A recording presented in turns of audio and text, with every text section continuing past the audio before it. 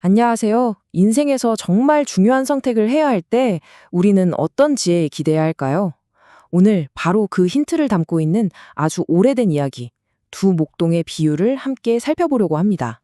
살다 보면 누구나 한 번쯤은 앞이 캄캄하고 막막할 때가 있잖아요. 길이 전혀 보이지 않을 때 과연 누구를 믿고 따라가야 할까요? 이건 아주 오래전부터 지금까지 이어진 우리 모두의 고민이 아닐까 싶습니다. 그런데 놀랍게도 말이죠. 이 질문에 대한 아주 생생한 답을 담고 있는 고대 불교 경전이 있습니다. 단순해 보이는 이야기 속에 정말 깊은 통찰이 숨어 있거든요. 과연 어떤 이야기일지 지금부터 함께 들어가 보시죠. 자, 이야기는요, 거칠게 흐르는 겐지스 강 앞에서 시작됩니다. 한 무리의 소떼가 이 강을 건너지 못하고 그저 막막하게 서 있는 그런 상황이죠. 배경이 언제냐면요. 비가 엄청나게 쏟아지는 우기가 막 끝난 가을이에요. 그러니 강물이 얼마나 불어났겠어요. 정말 위험해 보이죠? 이 강 앞에 솥대를 이끄는 두 명의 목동이 서 있는데요. 둘은 똑같은 문제에 부딪혔지만 이걸 풀어가는 방식은 완전히 달랐습니다. 자, 그럼 먼저 지혜가 좀 부족했던 첫 번째 목동. 이 사람은 과연 어떻게 했을까요?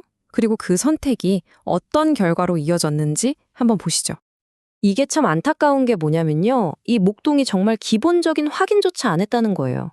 강 이쪽 저쪽을 살피지도 않고 어디가 얕고 안전한지 찾아볼 생각도 없이 그냥 무작정 솥대를 그 거센 물살 속으로 막 몰아 넣은 거죠. 그 결과는 예상하셨겠지만 정말 끔찍했습니다. 그냥 무작정 따라갔던 소떼는요, 강 한가운데 소용돌이에 휘말려서 결국엔 큰 재앙을 맞고 말아요. 아, 정말 준비되지 않은 리더를 따르는 게 얼마나 위험한지 이걸 아주 명확하게 보여주는 장면이죠. 자, 그럼 이제 두 번째 목동, 바로 지혜로운 안내자는 이 똑같은 상황을 어떻게 풀어갔는지 한번 볼까요? 첫 번째 목동하고는 정말 완전히 180도 다른 모습을 보여줍니다. 이 지혜로운 목동은요, 절대 서두르지 않았어요.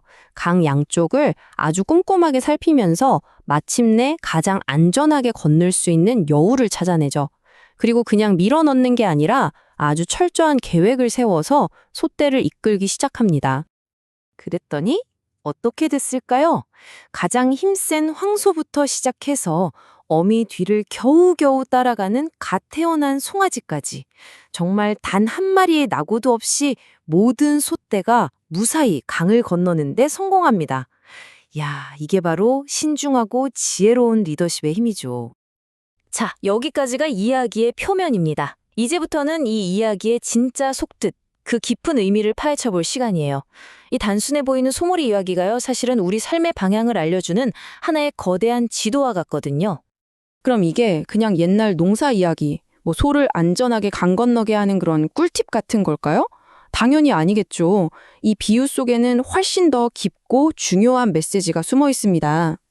바로 이 표가 그 비유를 푸는 일종의 암호 해독기라고 할 수 있겠네요. 보세요. 위험한 강은 바로 우리가 겪는 삶의 고통을 뜻하고요. 저 건너편 안전한 강둑은 그 고통에서 벗어난 상태, 바로 해방을 상징합니다. 그리고 가장 중요한 두 목동.